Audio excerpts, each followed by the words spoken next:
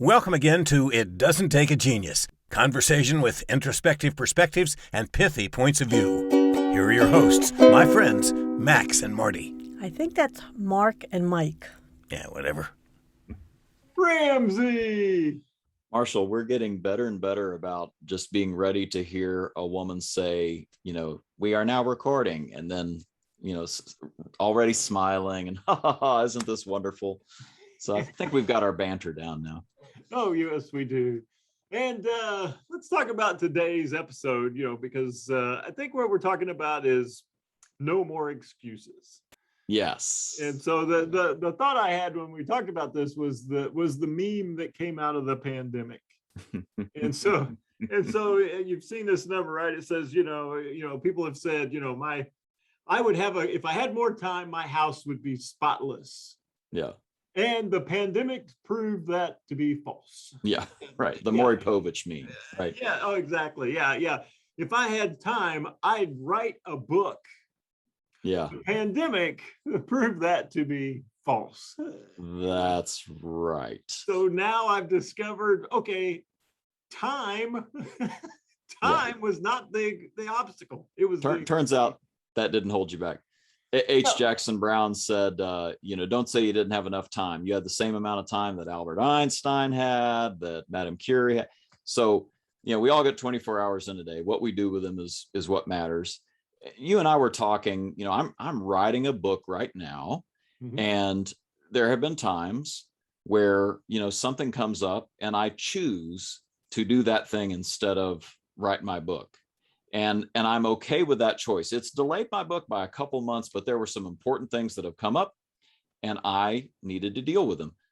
We're not talking about that. And you have a little bit of a testimony I think you could give about this whole process, right? Because there were things that have come up when you wrote your book, which we talked about previously on the podcast. It now has, how many sequels are we up to now? The third book was just released.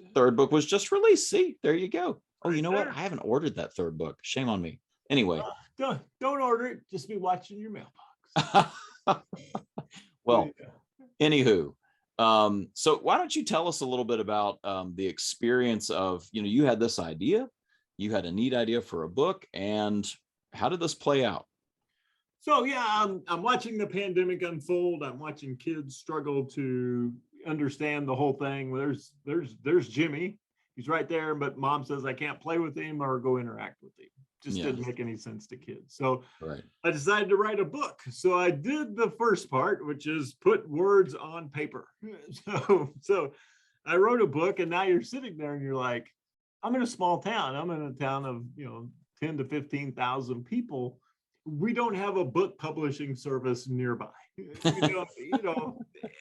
I don't know anybody. And I talked to a few people who've done this years ago, and they told me, you'll need $20,000.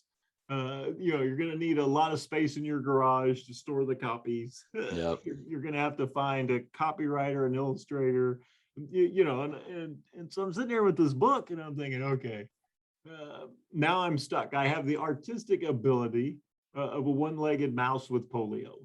I mean, that's not going to work. So I go online, right, and I'm looking around for freelancers, and I discover the website Fiverr. Fiverr. Double R. Yeah, double R. What I've deduced is Fiverr is like the entry-level price. $5 is the entry-level price for many of the services on this site. So I go to the site and I'm like, okay, I need a children's book illustrator. So I type that in. 250 children's book illustrators pop up. Yeah.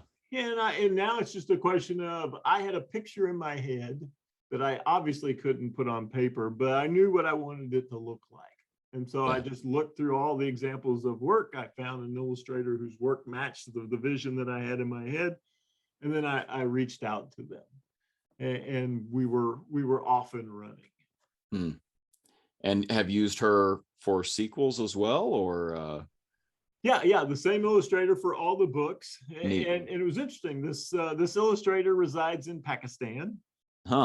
And I found it fascinating because I looked and they, all the languages. This person speaks 3 or 4 languages. I don't even know what they are, along with French and business English and stuff like that. And even with that, I had the story, and then I just typed up 1 or 2 sentences that would describe the illustration that should appear there. Okay. And so yeah, like Harry the Hugger, that's the character's name. So Harry gets on the school bus. And so, that's going to be in the scene. And then I send it off and I'm thinking, I wonder what a Pakistani school bus looks like. I don't know what's going to come back. I really, I have no idea. Right. And lo and behold, this person sent everything back with an American look to it. And so it fit my target audience very well. And at this point, I've got illustrations and I've got words. And so I go to Amazon, and 80% of all the world's books are sold on Amazon. So you have to play with them. Yep. And so, Jeff, we love you, Bezos. I look, and then they want a special format. The book has to be laid out in such a way that they will accept the book, and the publishing will happen and all that type of stuff. And so I Googled it. I watched a couple of YouTube videos, and I thought, I don't want to learn this. This is not a skill that I'm going to, this may be my only book, right? This is the first one. I don't need to learn the Amazon formatting system for books. I go back to Fiverr, I put Amazon book formatting, 1,000 names show up. Some guy in England. Hey, English dude, here's what I've got. He sends me back, I think it was $10 to format my book. I'm like, $10. And it comes back perfectly ready to go. And then I was like, oh, wait, I need a cover. That's $20. Front and back cover, laid out, design, formatted for Amazon. I'm your boy. So yeah. And then all of a sudden, what do you have? A book ready to go. And so when you think about, right, what are the reasons, what are the excuses that we make? It's the small ancillary stuff, the stuff that, you're not good at it, and it's not core to the project. It's not the key to what you're trying to get done here. And so if I had put any thought into this at all, I probably wouldn't have done it because I would have thought of all those obstacles. Yeah. I don't know an illustrator. I don't know how this works. I don't know how to format things. And look, squirrel. Yeah. And I'd be off on something else. And so there's really no reason not to try something at this point, because you have unlimited staffing, so to speak. Isn't it interesting that even researching how you would go about this, you went to YouTube, a Google service where they upload videos to the world for you, when you sign up for an account and post your video. I wonder how many of those people used, some kind of gig position to help them and get those uploaded and ready to go. It's like the whole world is sort of turned this direction now. Oh, yeah. No, go ahead. Well, it's just interesting that I guess it took it out of your head, right? Like you make the claim that, you weren't even thinking about it and hadn't thought about all those, roadblocks possibly in your way.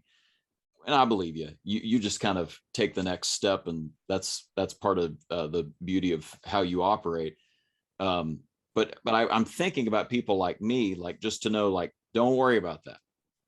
Worry about this thing, the thing right in front of you. You do that thing. That's the thing under your control. We'll worry about those other things as they come. Is that a fair way to put it? It is, right? And if you can focus like that, because the only part that I couldn't outsource was the creation, was the story itself. And reality is, I could have outsourced that now that I've investigated Fiverr a little more. So that's, but that's the part I didn't want to outsource. Yeah. I had this idea. That's where the passion was. Yeah, the passion was around the story that might be helpful to kids. Yeah. And then everything else was just details and noise. And so if you could push out the details, push out the noise, and focus on the core project, the rest of it actually was super simple. So if I spun this around to, I have a feeling there's probably a graphic designer or something who does live nearby Mike Marshall and might be listening to this and saying, wait a minute, you could have come to me. And the answer to that is, I assume we didn't know you were there, right? Like, I couldn't find you. yeah. Yeah, that's I Googled a few different things. You got some vague search results. Yep. You know, so I'm sure there are people who format Amazon books that probably live within a 15-mile radius of me. I'm sure there's children's book illustrators. I'm sure they're here. I just couldn't find them. And so unless they were already in my network, and I knew of nobody else who had done this, yeah, you know, recently. I know some people who did it years ago. So there was nobody in my network to reach out to and say, hey, who'd you use for this? yeah.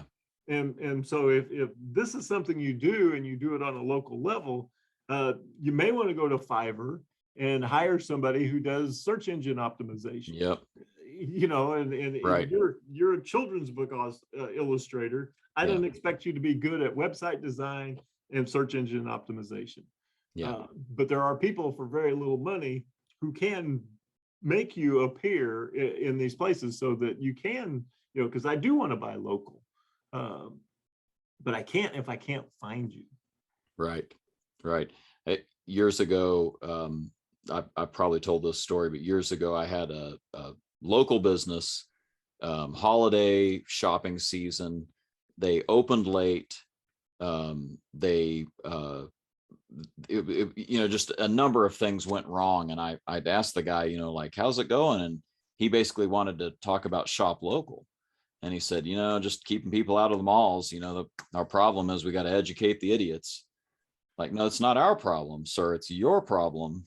You know, A, you think that they're idiots, not sure that they're really excited about shopping here, but B, like, yeah, so go do that, right? Like, go serve your people by letting them know you're here, and maybe have yourself open at decent hours.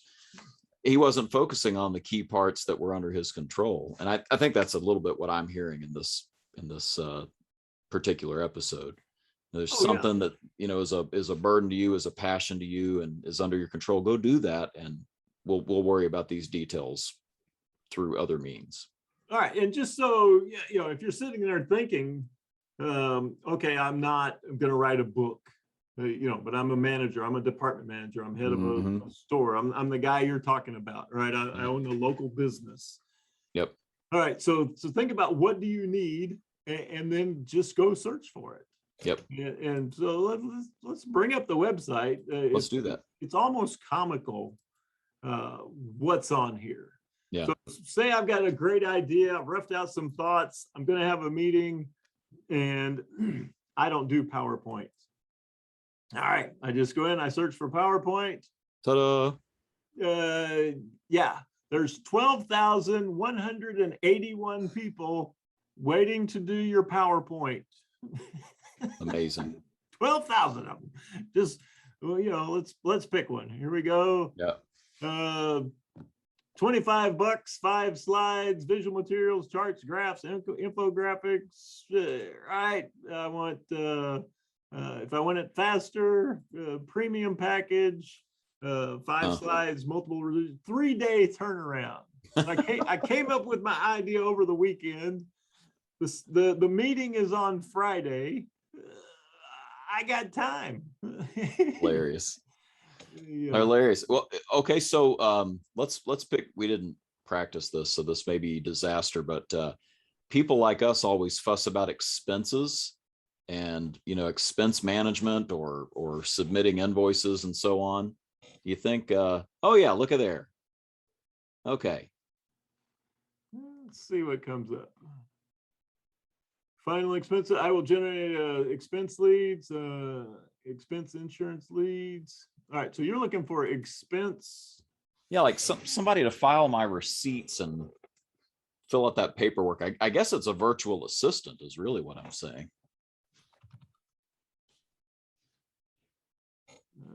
Oh yeah, Yep. I will be your virtual assistant. Oh look, a program that you and I are familiar with Concur. Right. We worked for a company that forced us to use Concur expense reporting. Right. Apparently I could have gotten a guy for $10.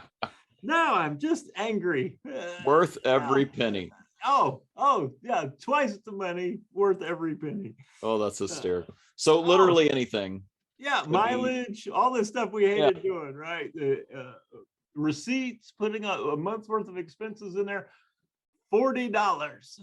Outsource all of that and get back to the stuff that you really enjoy doing, that you're passionate about. That's neat. Oh, that just hurts. I wish you hadn't even brought that up. Yeah, let's talk about, we talk a lot about sales. That's what happens when you punch in sales. All right, business to business email list. I will make cold calls and sales calls for your business. 50 calls, $20. 100 calls, $40. Right, you get notes. Here's one. You get appointments, notes, and recordings of all the calls. What? Amazing. Yeah, amazing. $85 for 50 calls. And I'm sure you provide the list. So here's all. So think about, you're sitting there and you what do they call it, the 200-pound phone, right? Every time I go to pick up the phone and make a cold call, it feels like it weighs 200 pounds. Yep. It's just, I get a cold sweat. I got a list of everybody I want to call, right? We work on the script with this person. I get it out to them. They at least do the initial touch base. I can follow up on the ones that are hot or high prospect potentials. Just crazy. That is nuts. So let's put in, here's the one that I know you're a big Warhammer guy. Yeah, I knew this was coming. So this one kills me. So Warhammer is basically these figurines that they show up plain, and they must be painted with infinite detail. Possibly even glued together. Yeah, and then you play a glorified game of chess with them. And painting them is half the fun, unless you hate painting and you want to just play the game. And for those that can't see today's episode, some lovely painted miniatures, a little guy about the size of my thumb, that you can see the the claws on his hand are painted a special color. It's shaded to where some of the details are darker down below. You can see different colors on the leather belt he's wearing, et cetera, et cetera, et cetera. How much, Mike? The $10. $10. And you'll turn it around in 21 days. Unlike the 2,100 days it's been sitting on your shelf. Right, exactly. Waiting to be painted. I can show you that shelf if you'd like. Oh yeah. And what does the Warhammer tribe call the shelf of unpainted figures? Yeah, so it's called plastic crack when you buy it, but then that shelf full of unpainted miniatures that sits for a year is called the wall of shame. So Here we are. It's unfortunate, and it could be easily solved if this wasn't the thing that turned your crank. That's the thing. I like the painting. I just never get to do it because I'm a busy human being. It'll sit there and I have no problem with that. I don't want to pay this guy $10 for that, right? But there are people out there that love playing the game, and just send me my painted minis. And here's how you could get that done. Just amazing. Yeah. Oh yeah. Yeah. It's just, it's fascinating. So the fact that I love playing the game and that I don't have these painted figures is no longer a reason to not do it. Right. For a few dollars, I can get that part taken care of. So that's exactly right. So whether it's a spreadsheet, it's a graphic, for those of you who watch regularly, both of you, the logo at the beginning is a Fiverr logo. I think. Oh yeah, I forgot about that. I paid $10 to get our graphic to light up on fire and spin around and then land. And had we not had our announcer, oh yeah, let's see what the voiceover world has to offer. Maybe if we paid some money, our voiceover person would be nicer to us. Oh, and look at this. You can even pick like I will record an American Midwest male voice, an English American male voice. Oh man. I can get a Danish female voiceover. I think we're about to fire Mr. Wolf as our announcer. This is going to be much better. In honor of my Aunt Inga, I think it's great. Yeah. 50 words, $40. Turnaround time, 2 days, 1 revision. Amazing. Yeah, So I was going to do a podcast, but I couldn't produce it. I couldn't get a voiceover. Yeah. I wanted it to look professional. So of course I'm never going to actually take that step. Yeah. Right. Well, that's no longer an excuse. You could, That's right. You could skip one really nice pizza and have a professional voiceover for all your video.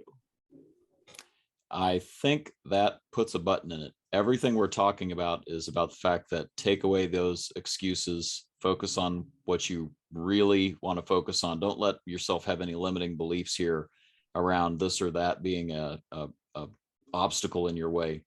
Just go do it. Yeah, do the part like you said earlier that you're passionate about. That's the creative part. That's the taking of your knowledge and wisdom and congealing it into some sort of message. And then once you have the message, right, however you want it formatted, if you go want for it. If you want it narrated, if you wanted it in a PowerPoint, if you wanted it in a book, however you wanted to share it with your team or the world, it can be done, and it can be done before the end of this month. Right. Love it. And that's no matter when you watch this, unless it's the 31st, right? You pretty much are going to have the opportunity to have whatever it is that is your passion project done in less than a couple of weeks. Perfect. So we'll put the links in the description below. Sure. And if you got any questions, our email addresses are also down below as well. So as the Fiverr motto says, don't just dream, do. So perfect. It's time. Let's listen to that non-Fiverr hired voiceover artist that we employ to take us home for free. And that, I guess, is that. It doesn't take a genius. No rights reserved, nothing trademarked, copyrighted, or even original. Feel free to give it to anyone, anytime, using any and all media formats. Warning, Mark and Mike may or may not make another one. I'm your announcer, and I did not get paid a nickel to do this. They won't even let me tell you my name. So until next time, if there is a next time, stay safe, be well.